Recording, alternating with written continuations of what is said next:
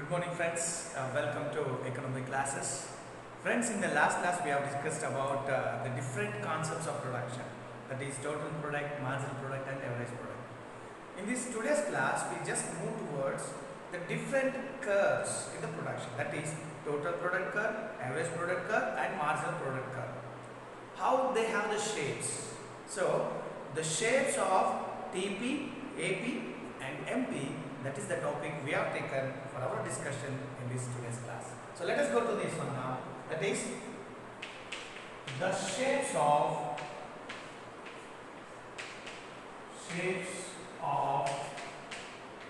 TP, AP and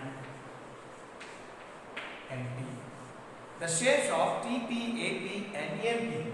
So what is the nature or how actually these curves are going to move? Well, so that is what we are going to call the shapes of TP, AP and MP. Well, so come to this now. Here, as we already know in the last class, we already discussed that the total product changes, right? So why the total product actually changes? The total product changes due to the change in variable factors, right? The total product directly interconnected with the variable factors, that is especially on labors. If there is a change in the units of labors, obviously it is going to change in the total product. Well, so here as we know, the total product changes due to the change in the variable factors by keeping other factors as a constant in the short-term period. Well, so let us understand the shapes of TP, AP and MP with the diagram. So let me go with a draw of the diagram here. I am going to draw the diagram. OY axis,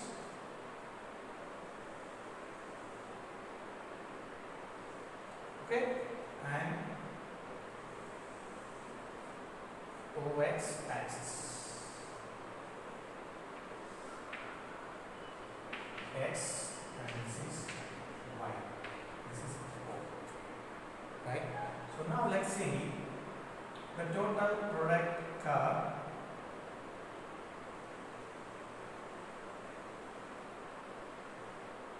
This is the total product curve. And here you have to identify the maximum point. This is the maximum point. From that on downside, just draw the dot lines. The OX axis, which shows that is the maximum point. There you go.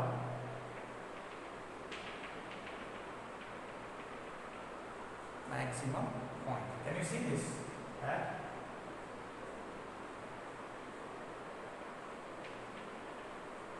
Right? And nextly, that is how you can draw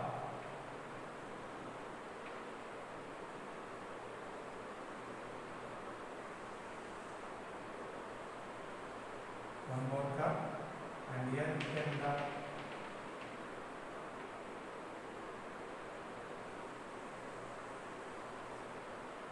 exactly these two must be intersected.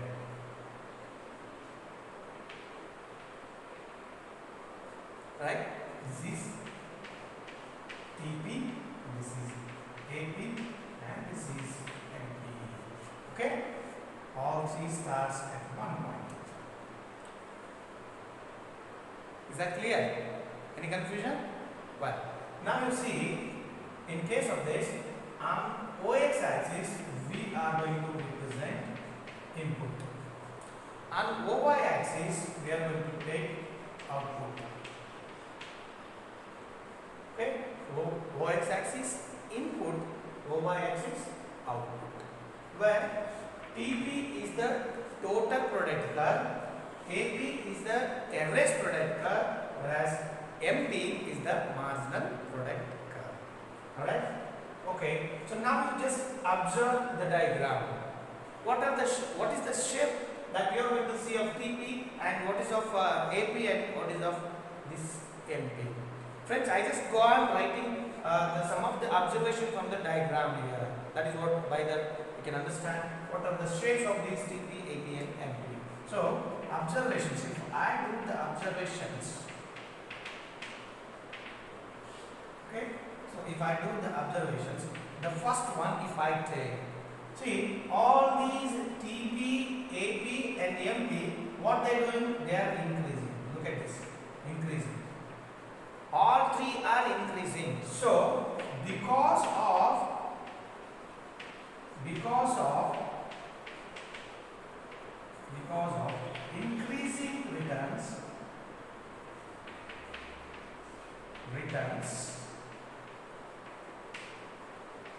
because of increasing returns, all TP, AP and MP are increasing, or you can also say moving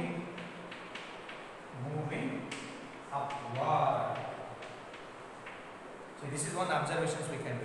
What is that? So due to the increasing returns, which means increase in the variable factors, that makes to increase in the total product, average product and the marginal product. So that is why all these three curves are moving or increasing upside. Okay, this is one observation you can do here. See, all three are moving due to increase in the variable factors.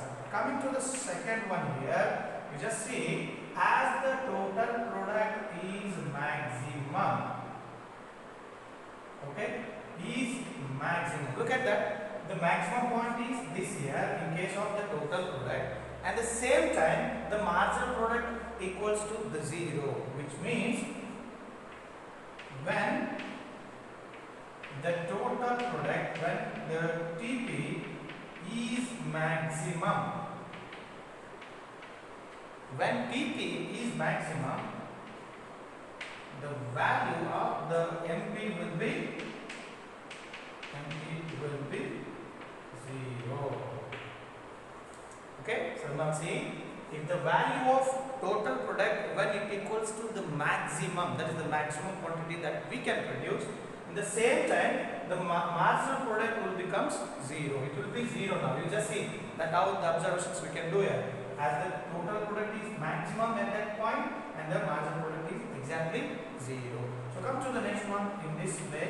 That is how, as the total product starts decreasing, look at this, as it is decreasing, now after the declination of this total product towards the downside, the marginal product already crossed OX axis. So as it was here, due to the decline of the total product, that marginal product curve crosses OX axis and falls into the negative zone. That is why when TP starts declining,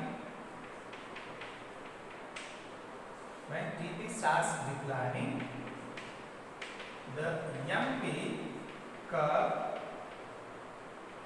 crosses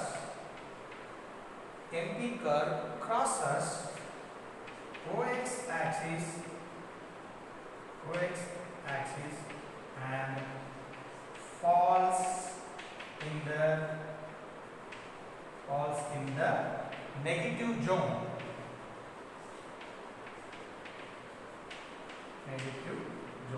Well, so below this OX axis, whatever the area is there, that is what we are going to call negative zone. So in the diagram we can observe that as soon as the total product comes down, which declines, the same time the marginal product crosses OX axis.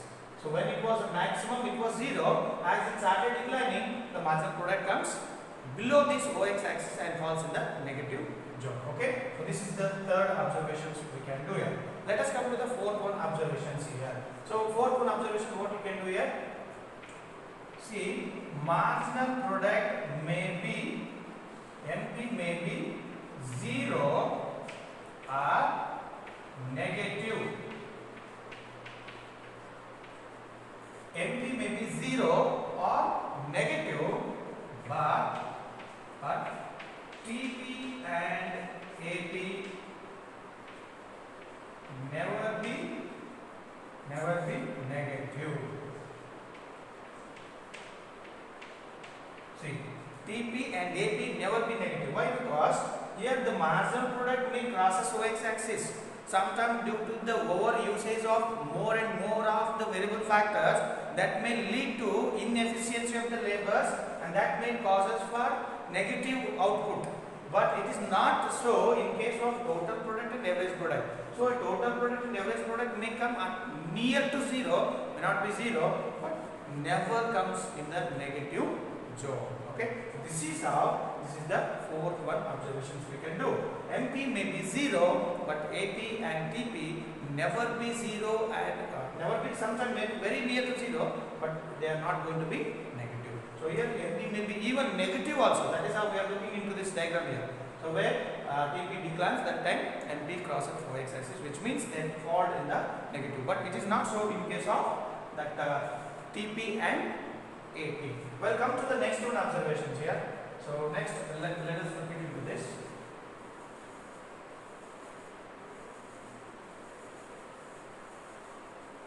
Well, fifth one now you see. What observation that we can still do into this? Now, as the AP increases, you see, when AP increases,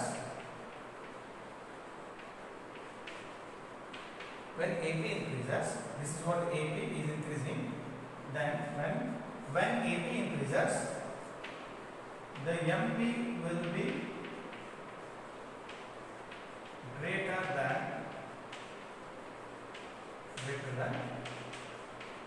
AP.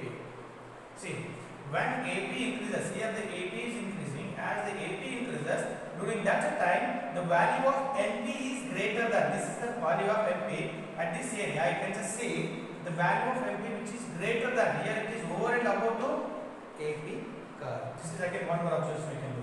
When AP increases, the MP will be greater than AP. This is MP and this is AP. MP is greater than AP. Okay, so this is fifth one. Come to the sixth one. When AP decreases,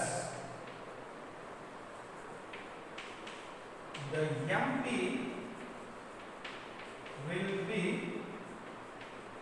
lesser than A. Look at one more observation you can do. When AP decreases, where AP is decreasing, see, this is the area where AP is decreasing. As the AP is decreasing, the MP will be lesser than AP. MP, where is MP? And this is MP which is lesser than AP. If AP is greater than, when AP increases, MP will be greater than AP. When AP decreases, MP will be lesser than AP. Okay, so this is how we can see. And then seventh one, if we see, well, so in this diagram we can see what is the nature of these curves here. All are like see, these all are moving like this. Okay, all are same to be like this. So the shape of this is going to be called as the TP, AP and MP curves are inverted U-shape. See, what is the next shape of this curve here? The TP, AP, MP curves are inverted U-shape. Inverted U-shape means that is opposite to U-shape. So U-shape will be like this, correct? So this is U-shape, right?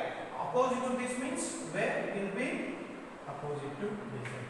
So which means inverted, opposite to the U-shape. That is the nature or the shapes of TP, AP, and MP. Look at this. Any curve we can just say all are like this only, right? Like a bell shape, which means like a U shape. That is opposite or inverted U shape. Well, so this is all it is because of U shape. Why actually these all TP, AP, MP curves are going to be U shape? That is inverted U shape. So it is mainly because of inverted U shape because of the law of variable proportions. The law of variable proportions in the short run period. See, it is mainly because of the law of variable proportion. Why actually these curves are going to be inverted U shape? The main reason is what? The law of variable proportion is the main reason. That is how it takes place in the short run period, that to make these curves as an inverted U shapes. Well, so this is about the shape of TP, AP and MP curves. Usually in the competitive exams you are going to be asked what is the nature of TP, AP, MP in the short run period. So usually these are going to be short run, that's what inverted U shape. And what is the law that is going to be applicable in the short run period? That is the law of variable proportion. Well, I hope you have understood these shapes of AP, TP and MP. So remaining things we'll see in the next class. Thank you so much.